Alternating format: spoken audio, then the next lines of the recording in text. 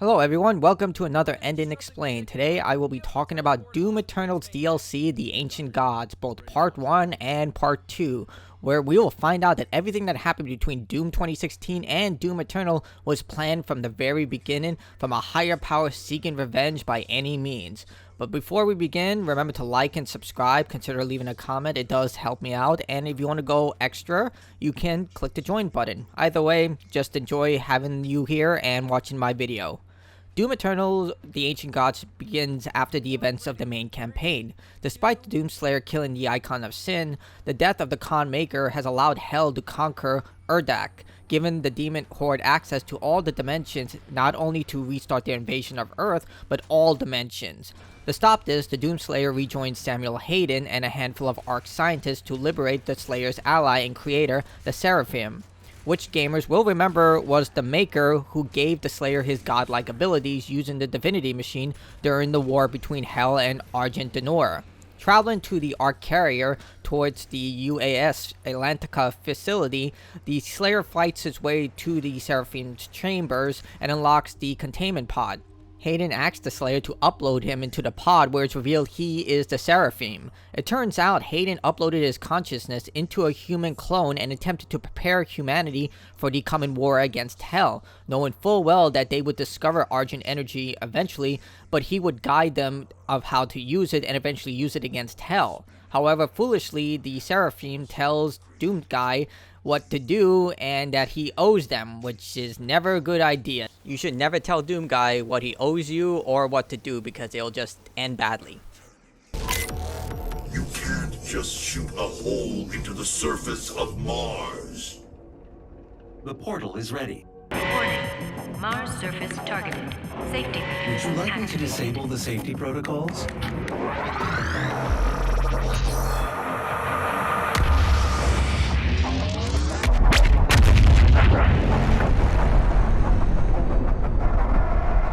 The pod is set to self-destruct. And Just like the core campaign, the Codex entries play a paramount role within the game, outlining the hidden details within the story that's not explained within the game itself.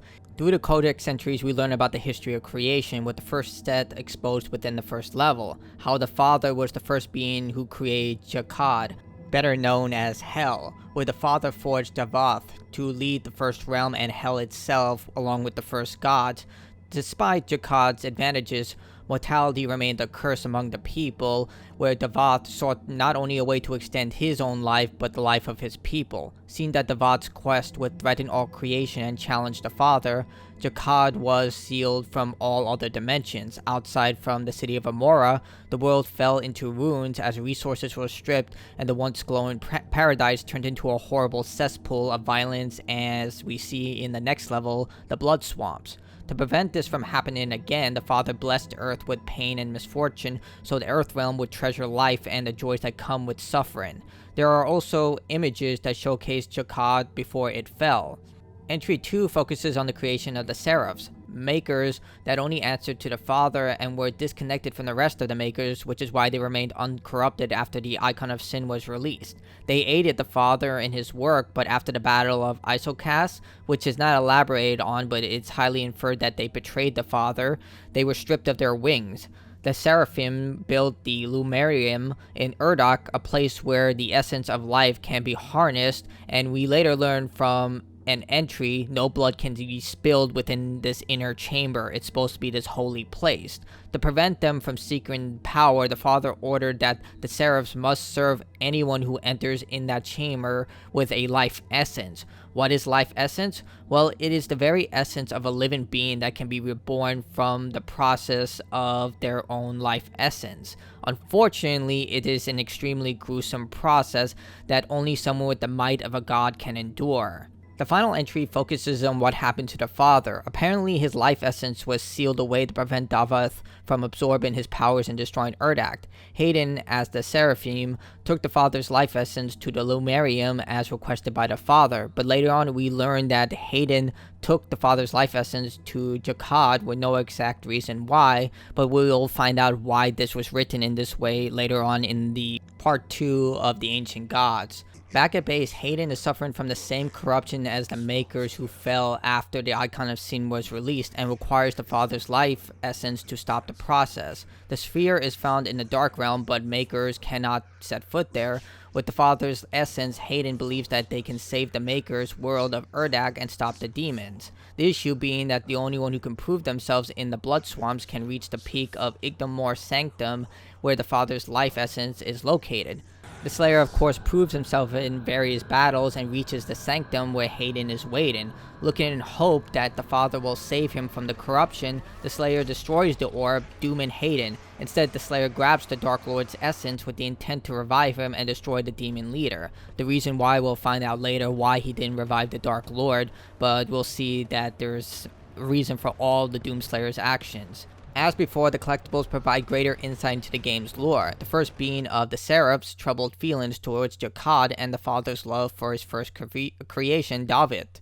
David desired immortality, meant the death of many as he absorbed the powers of lesser gods created by the Father. The Father confronted David and after withdrew from his physical realm, with Hayden taking the Father's life essence to the Lumerium. We learned that the Father deeply loved David because he was his first creation. Knowing this, the Doomslayer likely destroyed the life essence, thinking that the Father would correctly not eliminate the Dark Lord, but instead save him in some way, whereas the Doomslayer wants to destroy him entirely. We also learn of a workshop where the Father would keep the realms separated, but direct the engines of creation. This is why Hayden could not travel to the blood swamps and only to the Sanctum. He was limited to where he can go by the Father. The final entry in this level speaks about how David was consumed for his search for immortality, dedicated all the resources to this goal for him and his realm, and anyone who deviated from this was strictly punished. The Father was unable to tolerate this anymore, sealed Jakad away from the other realms, and David became the Dark Lord. The Father ripped the life essence from David, but refused to destroy it, and instead trapped the Dark Lord inside the Tomb of Souls, which we recovered the Dark Lord's life essence from and destroyed the Father's life essence. Despite this, David would still be able to influence others within the realms despite not having a physical form, which will play a huge role later on when we get more collectibles. So the Slayer returns to base, but everyone runs in fear of the Dark Lord's life essence, now in the possession of the Slayer. However, one person remains, an intern who understands the Doomslayer, who seeks to destroy the Dark Lord, and in response will kill all demons outside of Jakad, specifically Hell. The intern is all in, and is the only one who aids the Doom Guy in his campaign to help him in Halt, which is located at the edge of Urdak. This once sacred area has been completely corrupted after the Icon of Sin rose and trampled through the area, which means more demons for the Slayer to kill, including a new Maker Angel called the Blood Maker, who were guardians of this entire area, but after the Icon of Sin went through this entire area, became corrupted and is now part of Jakad's army. It's also here that Vega contacts the Doomslayer, who was left in the end of Doom Eternal's campaign after the Doomslayer killed the Khan Maker, who is in reality the remains of the Father. Unaware of what the Doomslayer did, Vega believes that the Slayer is here to revive his physical form and restore all his memories within the Tomb of Souls. The first collectible reveals that no blood can be spilled within the Lumerium or access to the power of resurrection if any harm would have come to anyone within that area. In addition, the Seraphs that serve that area must adhere to anyone who comes in with a life essence. When at the entrance of the Lumerium, the Slayer is confronted by Hayden, who is now consumed by Urdak's corruption and transforms. The Slayer comes out victorious, but before he can deliver the final blow, the Father saves him and informs the Slayer that he will have to continue forward alone. Again, the Father's actions will make sense later on in the game. When inside the Lumerium, the Slayer hands over the orbs to the Seraphs to the Father's concerns, with the Dark Lord revealed to be the Slayer in their world. And that's the end of Part 1. Part 2 opens up with the Slayer attempting to kill the Dark Lord right away, but his super shotgun blast is negated due to the rule that no blood can be shed in this area. The Dark Lord leaves and advises the Slayer that he will wait for him in the capital city of Hell known as Amora, and we also get a glimpse that he has the same mark that the Doomslayer has throughout Doom 2016 and throughout Eternal. Doom Guy heads to Argent, and we can see that the world spear impaled through the planet. As a result, wraiths emerged from the spear and seeded the planet. The power from the spread mutated the wildlife all through the planet, with wraiths not being seen in centuries since that initial impact. No one knows if whether they came from the spear or from the planet itself according to the codex entries. But the Slayer's goal is to get into the city of Amora and challenge the Dark Lord. In order to get there, he must power the Gate of Doom, which is located by the World Spear. But before heading into the city, the Slayer encounters two new demon types. The first being Screechers, who were demon-worshipping humans who were tortured in the Citadel of Anguish. This changed them into zombies whose screech will power up any surrounding demons. The second are Armored Barons, who are armored with Amora technology with a Morning Star capable of killing body and soul, and are impervious to all damage until the armor is destroyed by you shooting the Morning Star right before it fires. When reaching the central structure, the Doomslayer is given a new crucible weapon, a hammer capable of sending shockwaves from Commander Valen after confirming that his son's curse is lifted and he'll atone for his sins. Heading deeper into the city, the Slayer encounters a new type of imp known as the Stone Imp. These imps were cast into volcanic pits of burning abyss, bathed in argent, befouled basalt, and slagged. Their skin is now made of stone and can perform some 6 Sonic the Hedgehog spin dashes, and can only be harmed with an automatic shotgun, chainsaw, or the Crucible Hammer. The Slayer finally reaches the Torch of Kings, which when lit signals that someone seeks passage to the World Spear. Despite the corrupt priest denying access, all 3 tribes will be aware of this. Despite being a day's walk away from the spear, a sentinel mount appears and gives the Doom Guy a lift to the spear. The creature also carries the same mark of the Slayer, but the symbol has been seen throughout Doom 2016, Doom Eternal, and even on the Dark Lord as I mentioned before, but most importantly on the Divinity Machine that gave Doom Guy his abilities. After some more demon killing, the Doom Slayer looks for a path to find which the Father calls out that he is worthy. Dead titans littered the environment, and the Slayer heads past 2 spectral guardians, which grant him access into the World Spear. The intern remarks how the power in the spear far exceeds that of Urdak, and inside the Slayer finds ghostly images of seraphs. But most importantly, that this isn't a crystal, but a ship, confirming that the wraiths used the crystal to travel through space, and they indeed were the reason why Argent was mutated. The lore is that those who are found worthy will be granted access to the ship and the crystals to power the gate to Doom, and those unworthy would be killed by the guardians the Slayer encountered at the gate. With the crystal in hand, the intern informs that he's found the portal to Doom, and the Slayer leaves the area. Returning to Earth, the demon invasion has been stopped by the Slayer, and the surviving humans, now motivated by the Slayer's victory, seek to reclaim the planet. The Slayer has become more than just a hero, but a savior, and even a religious figure, with some of them painting him as some sort of deity. The Cursed Prowler is the newest enemy that's introduced in this area, and it's my most personal hated enemy. This creature is imbued with the most treacherous form of blood magic naturally flowing from its claws. One swipe and your health starts to drain, you cannot dash, and the only way to make it stop is to blood punch the Prowler to death, which is a rechargeable skill, which is annoying as hell. The Riot Soldiers are fallen humans who side with the Dark Lord with improved shields from Urdak, which make them immune to damage from the front, requiring you to shoot them from the back. Traveling through Earth, we can find more about Doom and how it was used by the Father to travel to the city of Amora secretly. It was put out of commission after the Dark Lord's fall at the Father's hand, with Hayden taken over after the Father gave up his throne and deconstructed himself into the AI Vega. This has allowed the Father to watch over Earth, but also obscure himself from the Dark Lord's whispers, which we'll learn more about. The first Codex entries reveal that Hell was the first world, but the Dark Lord's desire for immortality would drive him to create the Makers to discover immortality. The Makers were successful, but kept the secret from the Dark Lord, as he was seen as a threat to all life in all realms. The Makers would work in secret to seal Jakad away, and the Dark Lord with it, with records about Urdak being rewritten to hide the truth. The hatred from this betrayal would consume the Dark Lord and transform Jakad into hell. According to the second entry, cultist members of the USC believed that the Dark Lord was responsible for the creation of the Slayer. Even without a physical form, the Dark Lord was powerful enough to influence behavior and yearned for revenge against the Makers.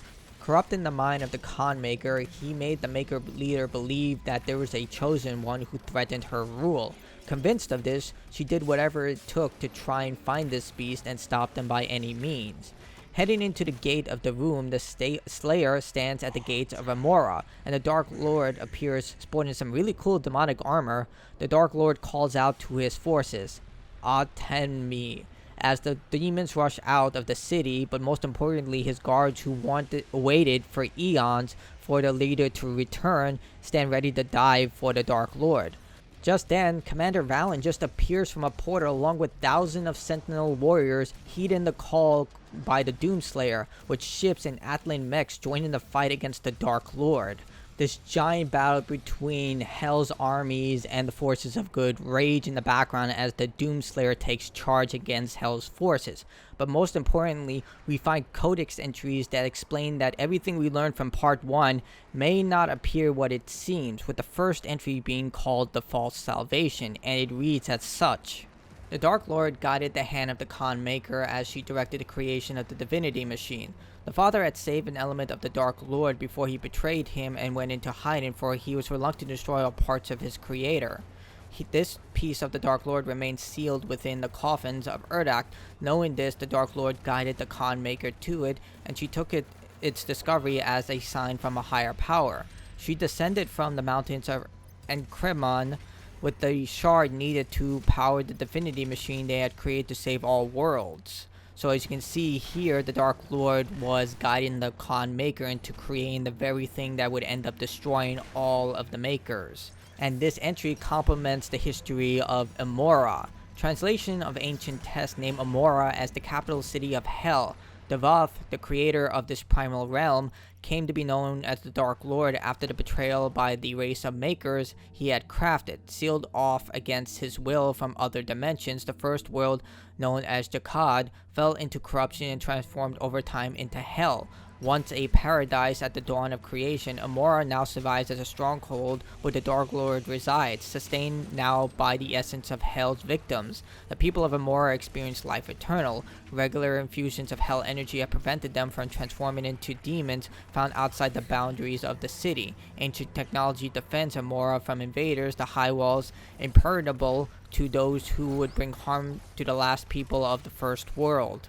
As you can already tell, this is contradicting a lot we learned from part 1, but it goes even deeper, with the codex entry, the Seed of Doubt. The Makers tested several Sentinel warriors of Argent in the Divinity Machine, driving them mad and destroying their souls each time, but the search for the beast continued. On the eve of the Black Star, during the siege of Taris Nabad, a vision took hold of Khan's servant Samuel Maker, who is known as Samuel Hayden. Thoughts of sedation had grown within the loyal Chancellor, poisonous doubts that clouded his fate. The Khan Maker will lead us to ruin, the voice said, and the idea grew. This is the Dark Lord spreading dark whispers to Samuel Hayden when he was the Seraphim, which would create the Doomslayer. And from the image from the codex entry, we can see the same symbol on the Dark Lord appearing on the Doomslayer since Doom 2016. But to solidify everything, we can read the next entry, which is the Rise of the Slayer. Samuel was blinded with newfound conviction as the unbeknownst to him, the voice of the Dark Lord controlled and compelled him to free a stranger from his prison and bring him to the Divinity Machine. Samuel knew without knowing that if the machine could destroy a life, it could also empower it with the blinding ability. The one who would emerge from the machine would stop the reckless Khan Maker from leading his people to ruin. Convinced he was doing what must be done, Samuel reversed the polarity of the machine and gave rise to the super being who would stop the Khan Maker and save them all. Of course, this gave rise to the Doomslayer, and in turn spelled the doom of the marker race, who would eventually get corrupted from the demons after the Icon of Sin was released by the Doomslayer. In addition, it would also spell doom for the Dark Lord, as we see that he is actively hunting the Dark Lord. The reason being the Doom guy's untethered rage towards all things evil and demon, which the pinnacle is the Dark Lord. This would be the end of the Khan Maker, as Doom guy's rage against all demons and evil in general would leave nothing more than ruins in his warpath. He cannot be negotiated with, he can't be argued with, and you cannot escape from his path. He will find you and he will kill you. But in turn, the Dark Lord knew that the Slayer would eventually come for him, as he is the leader of all hell. And this is confirmed in the final codex entry for the DLC called The Final Battle. It became as ordained by Samord's vision. The Slayer became the unstoppable force of rage against all evil, but eventually he would turn on his masters, and destroy the deceitful Khan once her alliance with the demons had been exposed. A corrupted Urdak laid in ruin, and Samol would soon be judged by the very savior he had created, just as Devoth had foreseen. The Dark Lord had forged the bearer of his vengeance through those that had betrayed him. It was the ultimate revenge. His monster would now come for him, as he would have to destroy that which gave him his retribution against the Makers. Devoth would not run, for he knew the beast would find him. They would do battle on the sacred platforms where the Dark Lord's minions would lie in wait to observe the outcome. When inside the throne room, the Dark Lord speaks directly to the Slayer. During the halfway mark of this legendary battle between Slayer and the Dark Lord reveals the truth about everything. Even though all the seeds have already been planted, it's right here where everything comes to fruition. The Father was lying. He exposes the truth that the Dark Lord was the first being created, and the Father was his creation. The Father betrayed him, took his power and name, and altered history to favor him as the creators. The reason hell is in the oldest realm in existence and connected to all other realms is because it was the first realm created by David, the first creator. In the final moments after the battle, he disarms, accepting defeat as the Doom Guy ready to inflict the final blow. But before he does, the Dark Lord asks Doom Guy if he has anything to say to his creator, in which the Doom Guy simply says, no, killing the Dark Lord and thereby killing all demons outside hell. However, since the Doomslayer is part of the Dark Lord, he also starts to fade. But we do not see what happens to his body. Instead, we see that he's being sealed away in the Tomb of Souls along with the life essences of the archdemons. The game ends with one final quote, the final sentence in the opening quote for Doom 2016. The blood on your sword never dry, and may we never need you again. So what exactly happened here? Well, the Father betrayed David, stole his power and legacy, renamed him as the Dark Lord, and rewrote history to favor him as the creator of all things. Father and the Makers discovered the key of immortality after they were created by the Dark Lord, but then they used that advanced knowledge to betray the Dark Lord, and then afterwards rewrote history to favor the Makers and the Father as the good guys and David as the Dark Lord. After David was betrayed, he was turned into a life essence where he corrupted the Khan Maker into creating the divinity machine by convincing her a beast was coming to threaten her and her people. Convinced Hayden to put Doom Guy into the machine after being corrupted by the Dark Lord, believing that the Khan Maker was a threat to all Makers, and gets his revenge against the Makers by creating the very thing that would channel his energy through this incredibly violent individual. In addition, he knew that the Makers would become corrupted, and thanks to the Doom Guy's desire to kill all demons and everything evil, he would get his revenge. Not just the Makers, but the Father and Hayden as well. In addition, he most likely knew that the Doomslayer would also come after him, but since he was a life essence, the only way to destroy him would to make him physical, which would allow the Dark Lord another chance at conquering all realms. I believe that he strongly believed he could defeat the Slayer. Unfortunately, he lost, but even in defeat, the Dark Lord accepted his death despite trying to avoid it all his life and all his existence, with the Doom Guy taking the final blow and the Dark Lord dying. So what happened to Doom Guy? Doom Guy isn't dead. Doom Guy isn't a demon, nor is he a god. He is human, but his power isn't. The insane power, the strength, the stamina, the fortitude, all came from the Dark Lord's energy, and that's why he carries the mark of the Dark Lord.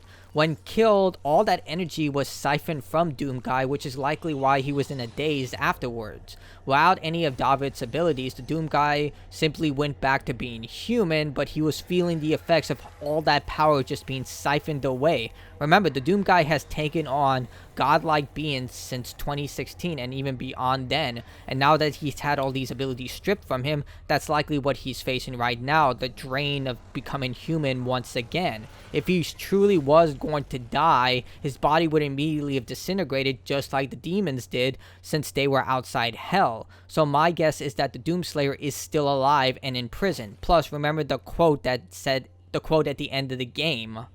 May the blood of your sword never dry, and may we never need you again. Meaning that the Seraphs put the Doomslayer away, well, Doomguy away, in case he's ever needed again. Because I strongly believe that there may be another contender for Hell's throne. Remember, the Dark Lord is dead, but that means that throne is empty, which means someone else can take that throne. We have no idea who it could be. It could be another powerful demon, or it could be one of the Dark Lord's most loyal servants. We have no idea, because this is an empty throne with incredible amounts of power. Anyone can take it. And when you have an empty throne, someone is going to try and claim it, especially something that alluring. As we've seen, Hell isn't exactly home for a lot of people who just sit down and do nothing. These are creatures and people who want nothing more than absolute power and immortality. And just because the Dark Lord is gone doesn't mean they're just going to sit around and not do anything. With one king's fall means another king will rise. So that's what I think the future of Doom holds, that someone else will take the Dark Lord's place, and the Doomslayer will rise up as Doomguy, taking on these challenges not as a demigod, but instead as a human. But you don't know, maybe this is the end of Doom for now, but it was an incredible ride, and it was a fantastic game. So if you made it to the end of this video, first, thank you so much. It took me a while to make it because I need to gather a lot of this information, plus pronouncing these names is not exactly easy. I'm almost certain that I screwed up a couple of times, but nevertheless, I gave it a shot. If you think I did a good job, leave a like, a dislike, it's up to you. Leave a comment below what game I should do next. I like doing these, but they do take a little longer because I want to make sure I do it as great as possible. But everyone is full of flaws. But again, if you like it, like, comment, subscribe. Check out my other explains I did for Mega Man Legends, Mega Man Legends 2, Resident Evil 3, a bunch of games. Also, check out my live streams. I live stream every day at 5 p.m. Eastern Standard Time. Right now, I'm doing Fallout 4. So, you know, check me out. Till next time, stay awesome, everyone. And I'm glad that you enjoyed my video. Or you didn't. Either way, thank you for watching.